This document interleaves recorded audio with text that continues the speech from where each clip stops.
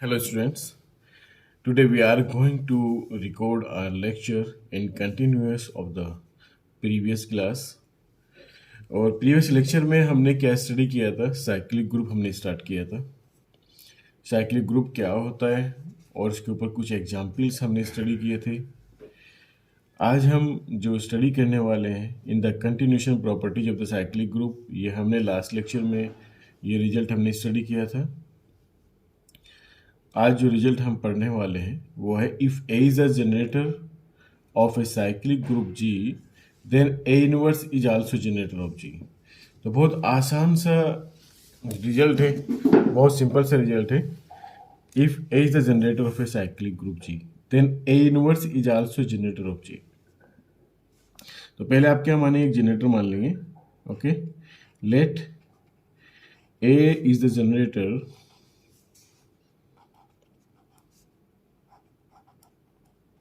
let A is the generator of a cyclic group G.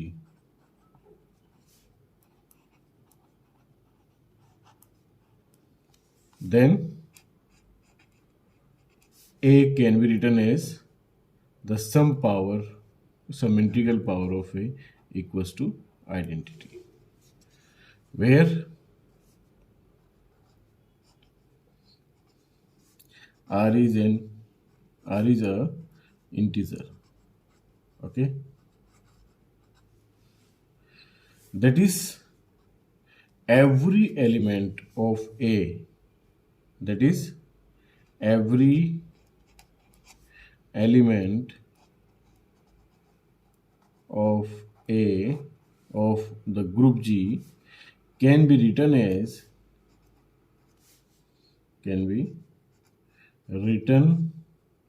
as some power of A, some power of A, and it's better to say some integral power of A.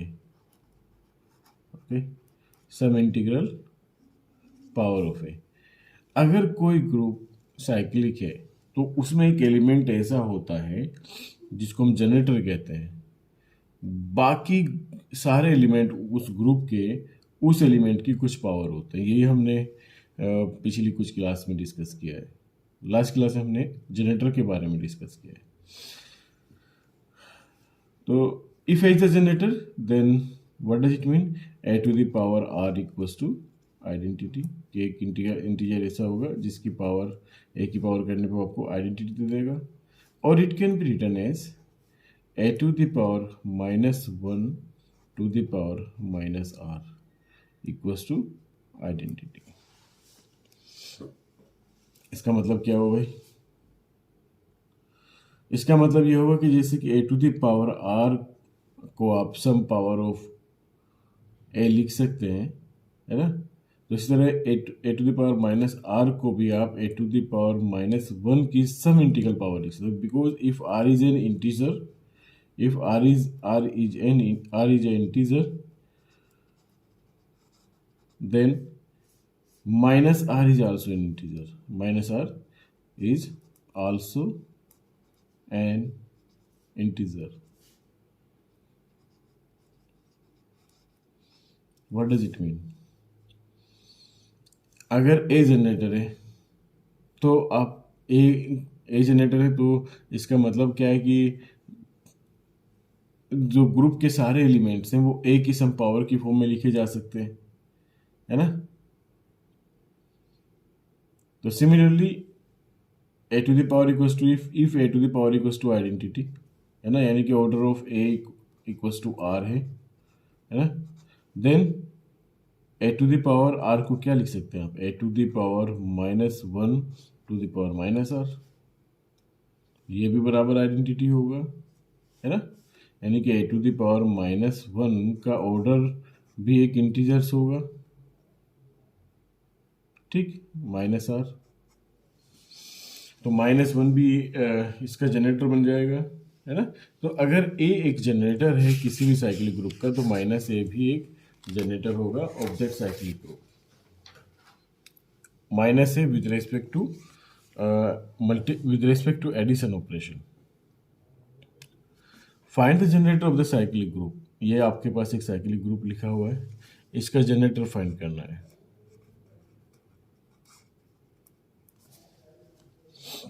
Okay, तो ए की अगर मैं बात करूं, find the generator. Generator क्या होगा?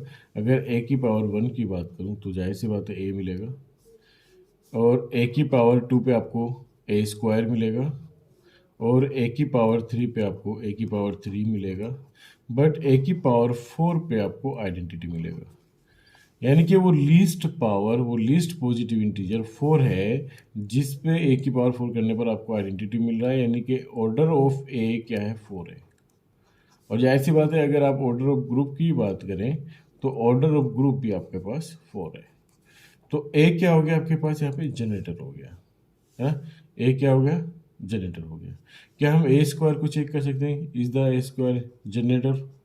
तो ए square की पावर 1 बराबर ए स्क्वायर देगा, ए स्क्वायर की पावर 2 बराबर ए की पावर 4, यानी कि आइडेंटिटी देगा. A to the power A square की पावर 3 है ना, यानी कि A to the power 6 equals to A square देगा. ठीक. Similarly A to the power A square to the power 4 आपको ए टू द पावर 8 यानी कि आइडेंटिटी देगा. तो ए स्क्वायर आइडेंटिटी यही दो एलिमेंट जनरेट करता रहेगा. इस लिहाज से ये पूरा ग्रुप तो जनरेट नहीं कर पाएगा. इसका मतलब ए स्क्वायर जो है ना, जनरेटर नहीं बन पाएगा इसका, है ना. तो ए इज द जनरेटर. ओके, इसी तरीके से ए टू द पावर 3 की बात करते हैं. ए टू द पावर 3 की power 1 A to the power 3 देगा आपको. A to the power 3 to the power 2 A to the power 6 देगा. ए टू द पावर 6 का मतलब होता है A square. A to the power 3 to the power 3 आपको क्या देगा? A to the power 9. A to the power 9 का मतलब है ए, और A to the power 3 to the power 4 आपको क्या देगा? आइडेंटिटी. तो ए टू द पावर 3 ने सारे एलिमेंट जनरेट कर दिए ग्रुप के. ए भी कर दिया, ए स्क्वायर भी कर दिया, ए टू द पावर 3 भी कर दिया, और आइडेंटिटी भी कर दिया. तो a to the power 3 is a generator. A to the power 3 is a generator. A is a generator of this group. A square is not the generator. Okay. Similarly, a to the power 4 is not the generator. अगर a to the power 4 की आप बात करें, a to the power 4 की power 1 आपको identity देगा, a to the power 4 की power 2 भी आपको आइडेंटिटी देगा, a to the power 4 to the power 3 भी आपको आइडेंटिटी देगा. तो ये सिर्फ एक ही एलिमेंट जनरेट करेगा identity. So it's not a generator of the cyclic group also. तो हम बात करते हैं how many generator are there of the cyclic group G of order 10. Given क्या है आपको? G is a cyclic group of order 10, है ना. तो order of G equals to 10 and G is a cyclic group. ये आपको given है ना. What does it mean? This implies that there exists an element A belongs to G such that A to the power 10 equals to identity because A is the generator. This implies that there exists a element belongs to G such that what does it mean? A is the generator. A is the generator of G. भाई A जो है वो G का generator होगा, क्योंकि अगर एक cyclic group है आपके पास, आपको दिया क्या है? Order of the group is 10 and G cyclic group. तो इसका मतलब एक एलिमेंट ग्रुप के अंदर ऐसा मिलेगा जिसकी पावर 10 करने पर आपको आइडेंटिटी मिलेगा, क्योंकि in a cyclic group there will exist an element A such that order of that element and order of the group is equal. Okay, both are equal. Then there exists an element A belongs to G such that A to the power 10 equals to identity. This implies that A is the generator of G. Fine. अब क्या हो गया, ए generator हो गया जी का। This implies that कि group जो है आपका, उसके जो 10 एलिमेंट हैं वो सम पावर ऑफ ए है, यानी कि ए की पावर 1 होगा, दूसरा एलिमेंट ए की पावर 2 होगा, तीसरा एलिमेंट ए की पावर 3 होगा, चौथा एलिमेंट ए की पावर 4 होगा, पांचवा एलिमेंट ए की पावर 5 होगा, छठा element a to the power 6 होगा, सातवां element a to the power 7 होगा, आठवां element a to the power 8 होगा, ninth element a to the power 9 होगा, और 10th element a to the power 10 equals to identity होगा। ओके, ठीक है। अब जनाब ये होता है कि इसके पास कितने जनरेटर हैं, है ना। तो अगर मैं एलिमेंट ए की बात करूं, तो जितना भी ऑर्डर ऑफ ए क्या है आपका, if A is the generator then order of A क्या हो गया आपके पास, 10 हो गया, है ना। ऑर्डर ऑफ ए क्या हो गया आपके पास, 10 हो गया, यानी कि order of A equals to 10। अब जितने भी प्राइम नंबर होंगे जो 1 के रिलेटिवली को प्राइम होंगे, ठीक है, जैसे कि 1 is prime to 10, 1 is prime to 10, ठीक है। तो ए जो है आपका ए की पावर 1, है ना, ये आपका इसका जनरेटर बनेगा। अब देख लो, है ना। 3 is 3 is prime to 10, 3 is prime to 10, तो ए टू द पावर 3 भी इसका एक जनरेटर बनेगा, ऐसे ए की पावर 1 इसका एक जनरेटर बना, ए की पावर 3 भी इसका एक जनरेटर बनेगा। 5 इज प्राइम टू 10, तो ए टू द पावर 5 भी इसका एक जनरेटर बनेगा, ए टू द पावर 7 भी इसका एक जनरेटर बनेगा, ए टू द पावर 9 भी इसका एक जनरेटर बनेगा, क्योंकि ये ए टू द पावर 9, अगर आप गौर से देखो 5 ए टू द पावर 5 इसका जनरेटर नहीं बनेगा, क्योंकि 5 जो है is not the prime relatively prime to 10, क्योंकि 5 और 10 रिलेटिवली प्राइम का मतलब क्या है कि जीसीडी 1 आना चाहिए, यानी 5 और 10 का जीसीडी जो है वो 1 नहीं आता, तो ये 5 is not the relatively prime to 10। 1 और 10 का जीसीडी 1 आएगा, 3 और 10 का जीसीडी 1 आएगा, 7 और 10 का जीसीडी 1 आएगा, 9 और 10 का जीसीडी 1 आएगा। तो यहाँ पे जनरेटर कितने मिले आपको, 4। तो आप इसमें कैसे बताएंगे कि अगर किसी ऑर्डर का, किसी ग्रुप का, किसी एलिमेंट का ऑर्डर 10 है ना, तो उसके पास कितने जनरेटर होंगे। तो आप सीधा सा क्या कहेंगे कि relatively prime to the order of the group, है ना। टोटल नंबर ऑफ जनरेटर यहाँ पे लिख देते हैं, टोटल नंबर ऑफ के लिए हम यूज करते हैं total number of generator equals to relatively prime number of relatively prime numbers to order of the group, order of the group। Okay, और गाइस इसको हम ऐसे भी बता सकते हैं, चलिए इसको इस पोर्शन में हम यूज कर लेते हैं यहाँ पे, कि हमारे पास एक होता है यूलर 5 फंक्शन, है ना, Euler's 5 function,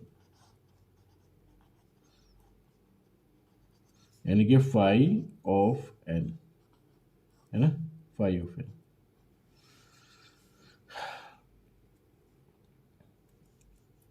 five of n Euler 5 function क्या होता है आपका, है ना।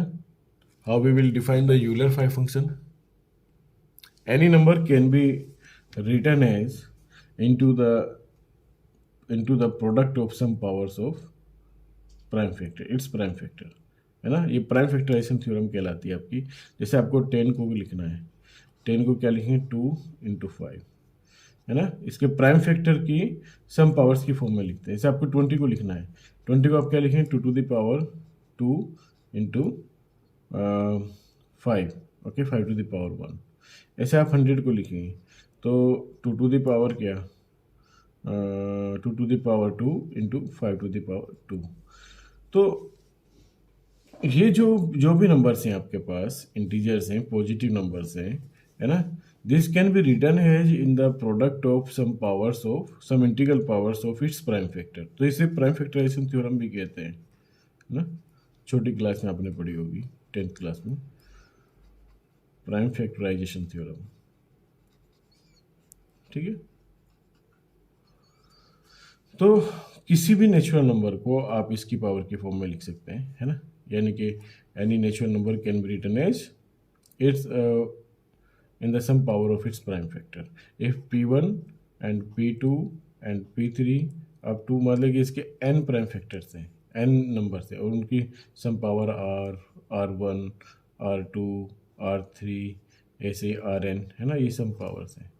तो इसको अगर कैलकुलेट करना है तो ये कितना देगा, ये आपको वैल्यू देगा p1 r to the power 1 minus p1 r to the power 1 minus 1 एक वैल्यू देगा। सिमिलरली इसको आप करते चले जाएंगे लास्ट तक, pn r to the power n minus pn r to the power n minus 1।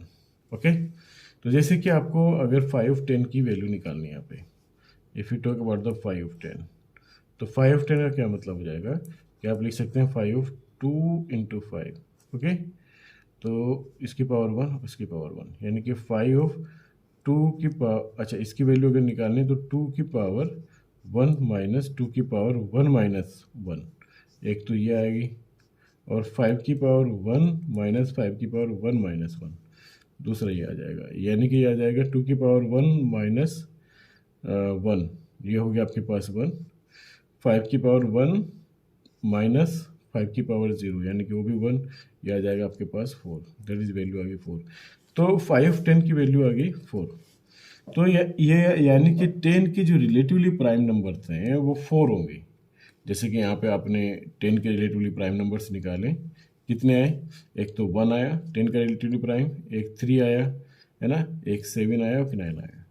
तो 1 3 7 9 are the relatively prime number to the number 10। ठीक है गाइस, तो आपको अगर जनरेटर निकालना हो किसी भी साइक्लिक ग्रुप के, तो उसके ऑर्डर का यूलर फंक्शन निकाल दो सीधा सा। जैसे उन्होंने कहा था कि how many generator are there of the cyclic group G of order 10, तो सिंपल सा 5 10 बता देगा, एक लाइन का आंसर है 5 10, दैट इज इक्वल टू 4, है ना। आप चाहे तो इसको निकाल के भी कर सकते हैं इसे। अब जो हमारे पास नेक्स्ट सवाल है, show that the group G is cyclic and how many generator are there. पहले देखो साइक्लिक बताना है ना, फिर बताना है कितने जनरेटर होंगे इसमें। भाई साइक्लिक बताने के लिए आपको एक एलिमेंट ऐसा ढूंढना है जो उसका जनरेटर हो, है ना। अगर हम सॉल्यूशन की बात करें तो अगर मैं 1 की बात करूं, देखो with respect to multiplication under modulo 7 हम काम कर रहे हैं, तो मैं 1 को कितनी भी बार मल्टीप्लाई करूं मेरे को 1 ही मिलेगा। तो 1 can not generate the complete group, है ना। Similarly if we talk about the 2, है ना, तो 2 मल्टीप्लीकेशन बाई 2 अंडर मॉडुलो 7, तो इसने कितना दे देगा आपको, ये दे देगा आपको 4, है ना, एंड 2 की पावर 3 अंडर मॉडुलो 7 याद रखना, ये आपको 6 दे देगा। 2 की पावर 4, 2 की पावर 4 की वैल्यू कितनी हो जाएगी आपके पास, 2 की पावर 3 की वैल्यू हो जाएगी 8, 2 की पावर 4 की कितनी हो जाएगी 16, अंडर मॉडुलो 7 आपको 2 दे देगा। 2 की पावर 5 का मतलब हो गया 32 अंडर मॉडुलो 7, 7 चौक 28, 7 चौक 28, 7 चौक 28, तो वो ये आपको कितना दे देगा, 4 दे देगा। ओके, तो गाइस इसी तरीके से ये इवन नंबर्स देगा और नंबर्स नहीं देगा इस ग्रुप के, तो ये 2 बिट्स का जनरेटर नहीं बन पाएगा, है ना। तो 3 की हम बात कर सकते हैं, 3 की पावर 1 आपको 3 दे देगा, 3 की पावर 2 आपको 6 दे देगा, 3 टू द पावर 3 की पावर 2 यानी कि 9 का मतलब है अंडर मॉडुलो 7 आपको 2 देगा, है ना। 3 to the power 3 27, under modulo 7 आपको क्या देगा, 6 देगा, है ना। 27 अंडर मॉडुलो 7 आपको 6 रिमाइंडर देगा। 3 टू द पावर 4 81, है ना, अंडर मॉडुलो 7 आपको क्या देगा 4 देगा, ठीक है। तो 3 टू द पावर 5, है ना, 3 to the power 5 under modulo 7, तो भैया 4 तो ये क्या दे देगा आपको, I think it will give you the 4 3 12 7 5, it will give you 5। Okay, तो इसी तरीके से आपको 3 टू द पावर 6 क्या दे देगा, 3 टू द पावर 6 जो देगा आपको वो ये 1 दे देगा, है ना, 1 दे देगा, 5 3 15, हाँ ये 1 देगा, ठीक है।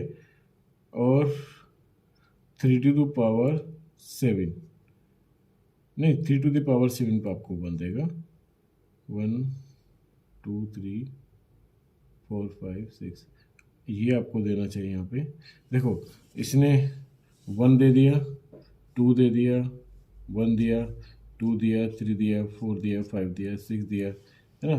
तो ये जो देगा आपको I think 3 to the power 1 पे इसने 3 दिया, तो हमारे पास 3 आ गया ग्रुप का एलिमेंट, है ना। 2 दिया, 2 आ गया, 6 आ गया, 4 आ गया, 5 आ गया, है ना। और हमारे पास 1, तो 1 2 3 4 5, है ना, 6, तो अंडर मॉडुलो 7 काम कर रहे हैं ना, ठीक है। तो इस ओके, इसके अंदर देखो शो दैट द ग्रुप जी, इसके अंदर एक एलिमेंट 0 भी होना चाहिए था, नहीं अंडर मॉडुलो 7 काम कर रहे हैं, इज ए साइक्लिक ग्रुप, है ना। Show that the group G is a cyclic group. तो गाइस साइक्लिक ग्रुप होने के लिए क्या है कि आपको सारे एलिमेंट जनरेट कर, तो इसने क्या किया, ग्रुप के सारे एलिमेंट, क्योंकि ऑर्डर ऑफ द ग्रुप देखो क्या है, ऑर्डर ऑफ द ग्रुप क्या है यहाँ पे, ऑर्डर ऑफ द ग्रुप आपके पास 6 है, और 3 एक ऐसा एलिमेंट है जो 3 एक ऐसा एलिमेंट है जिसकी पावर 6 पे ये आइडेंटिटी देता है, यानी कि ऑर्डर ऑफ 3 बराबर भी क्या हो गया 6, जो कि ऑर्डर ऑफ ग्रुप के बराबर हो गया, और इसने सारे एलिमेंट जनरेट भी कर दिए। तो 3 इज द जनरेटर, है ना। तो इसके पास एक जनरेटर है, ये तो क्लियर हो गया कि ये साइक्लिक ग्रुप बनाएगा। अब जनाब यहाँ पे सवाल एक ये उठता है कि जनरेटर एक तो आपने निकाल दिया, तो शो कर दिया कि एक जनरेटर है 3, इस वजह से साइक्लिक ग्रुप है, ये 3 इसके सारे एलिमेंट जनरेट कर सकता है। How many generators are there, तो हाउ मेनी के रिस्पेक्ट में आप कहना 5 ऑफ 6, 5 ऑफ 6 निकाल दे, कि 5 ऑफ 6 कैसे निकालेंगे, 5 ऑफ 2 इंटू 3 आप लिख सकते हैं इसे, तो 5 ऑफ 2 इंटू 3 की वैल्यू क्या होगी, तो 2 to the power 1 minus 2 to the power 1 minus 1, एक तो ये फैक्टर आ गया, दूसरा आ गया 3 to the power 1 minus 3 to the power 1 minus 1, that is equals to, ये हो गया 2 माइनस 2 की पावर 0 1, और ये हो गया 3 माइनस 3 की power 0 1, that is equals to, ये हो गया 1 into 2, that is equals to 2। तो 5 6 की वैल्यू 2, यानी कि 2 जनरेटर होंगे, एक तो 3 हो गया। अब सवाल उठता है कि 3 हो गया तो दूसरा क्या होगा। अगर 3 किसी ग्रुप का जनरेटर है तो उसका इन्वर्स भी जनरेटर होता है, अभी हम पढ़ के आए हैं, है ना। If A is the generator of A cyclic group then its inverse will be a cyclic group, generator of the cyclic group. तो भैया 3 का इन्वर्स एलिमेंट देख लीजिए, वो एलिमेंट जो 3 में मल्टीप्लाई करने के बाद आपको क्या दे दे, आइडेंटिटी एलिमेंट यानी कि 1 दे दे, है ना। तो 3 इंटू 2 अंडर मॉडुलो 7 काम कर रहे हैं आप, है ना। तो 8 देखिए आपको क्या देगा, 3 दूनी 6, नहीं रिमाइंडर 1 नहीं देता, 3 चौक 12, रिमाइंडर 1 नहीं देगा, 3 पंजे 15, रिमाइंडर 1 दे देगा, है ना। तो 3 इंटू 5, अगर आप 3 इंटू 5 की बात करें अंडर मॉडुलो 7, तो रिमाइंडर 1 देगा। तो इसका मतलब है कि 5 रिमाइंडर 1 का मतलब है आइडेंटिटी, तो 3 is the inverse of 5 and 5 is the inverse of 3। तो अगर 3 इसका जनरेटर तो 5 इसका जनरेटर होगा, ऑब्वियसली चेक इट आउट। तो 5 to the power 1 equals to 5, 5 to the power 2 equals to 25, और 4 दे देगा आपको, 5 टू द पावर 3 का मतलब है कि 5 4 4 4 5 20, और 6 दे देगा आपको, है ना। ऐसे ही 5 टू द पावर 4 आपको क्या देगा, 6 6 6 35 2 दे देगा आपको, और 5 टू द पावर 5 आपको क्या देगा, है ना, 5 टू द पावर 5 आपको 3 देगा, ठीक है। ऐसे ही 5 टू द पावर 6 पे आपको आइडेंटिटी मिल जाएगा, 1 मिल जाएगा, है ना। तो ऑर्डर ऑफ 5 भी आपका यहाँ पे 6 हो जाएगा। तो 3 और 5 आर द 2 जनरेटर्स। तो डियर आप नंबर ऑफ जनरेटर भी निकाल सकते हैं किसी ग्रुप में कितने होंगे। अच्छा, और अगर एक एलिमेंट मिल गया तो उसका इन्वर्स निकाल के उसको भी बता देंगे आप, इसका जनरेटर होगा। तो साइक्लिक ग्रुप में ये बड़ी इंटरेस्टिंग चीज़ है ना। तो आई होप ये लेक्चर आपको बहुत पसंद आया होगा। अब हम बात करते हैं कोसेट की, है ना। तो साइक्लिक ग्रुप की बात हो गई, साइक्लिक ग्रुप में जनरेटर की बात हो गई, नंबर ऑफ जनरेटर्स की बात हो गई, है ना। Coset, let G be a group on which the group operation is multiplication and H be a subgroup of G, है ना। G एक ग्रुप है, अंडर मल्टीप्लीकेशन ऑपरेशन काम कर रहे हैं, और H क्या है, सब ग्रुप है G का। Let A belongs to G, then the set H A जिसके एलिमेंट होंगे स्मॉल h a टाइप के, small h will belongs from the sub group H is called a right coset, क्योंकि A जो इसमें right side में है, is called a right coset of H in G generated by A. Right coset of H sub group का right coset होगा जो generate होगा A से। If the group operation is addition, then the left coset and the right coset of H in G will be generated by A will written as H plus A, and it will contain the elements of type a small h plus a such that H small h will belongs to H. Okay.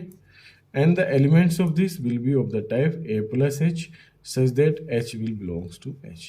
तो ये with respect to addition बात कर रहे हैं, coset with respect to addition to coset, it is the right coset and it is the left coset. बहुत simple है, ये किसी भी एलिमेंट से जनरेट होगा और किसी सब ग्रुप के रेस्पेक्ट में होगा of a group ji.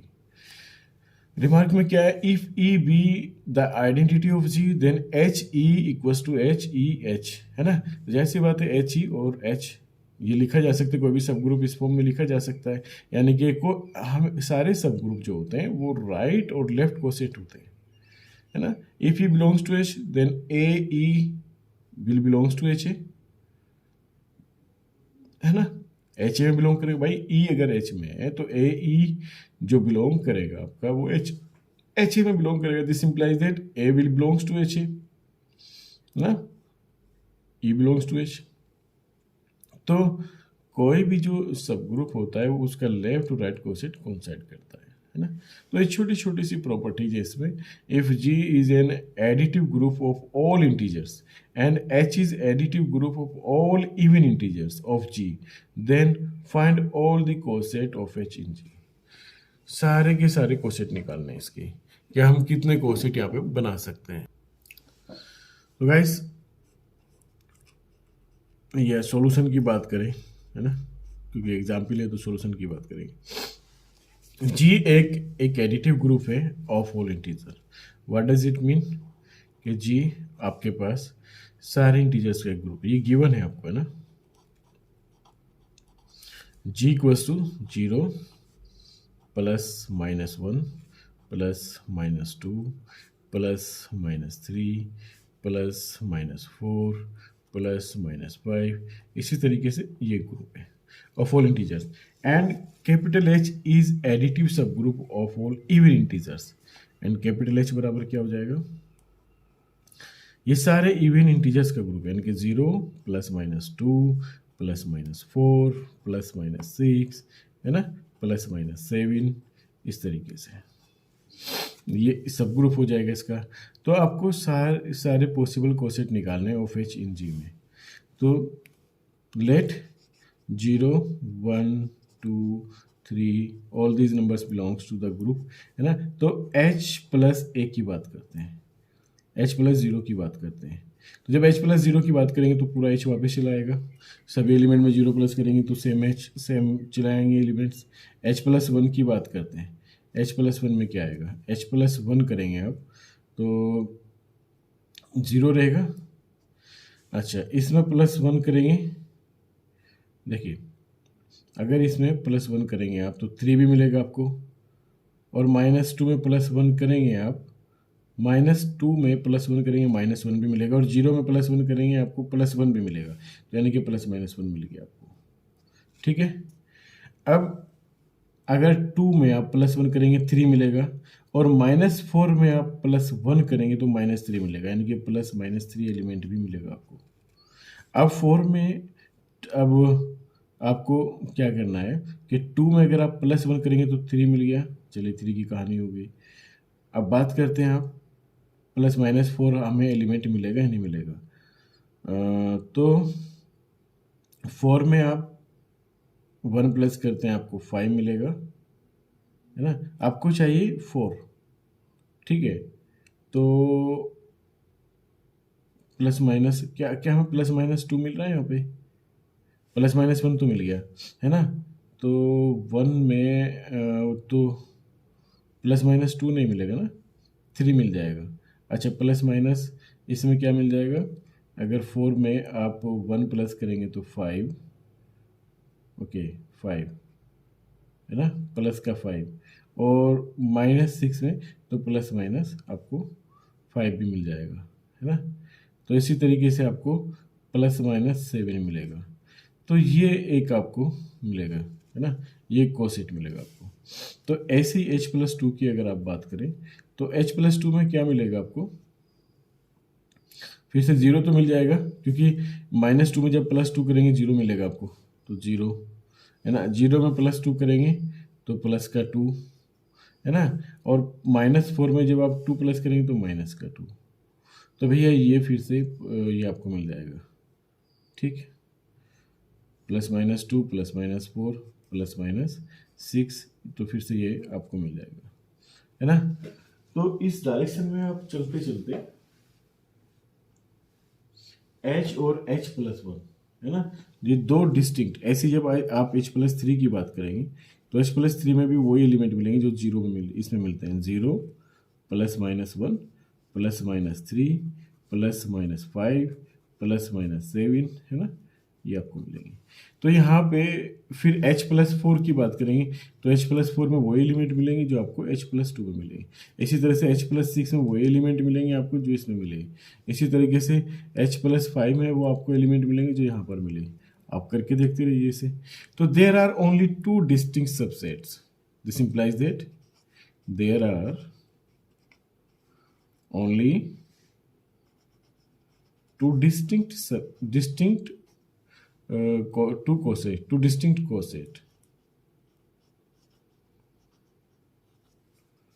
cosets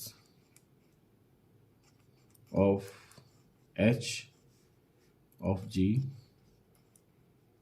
है ना, दैट इज कौन कौन से होंगे, h एंड एक तो h होगा एंड दूसरा क्या होगा h प्लस वन। तो दो ही सबसेट होंगे यहाँ पर, आप दो कोसेट होंगे। इसका मतलब है कि आप कोसेट निकाल सकते हैं है ना।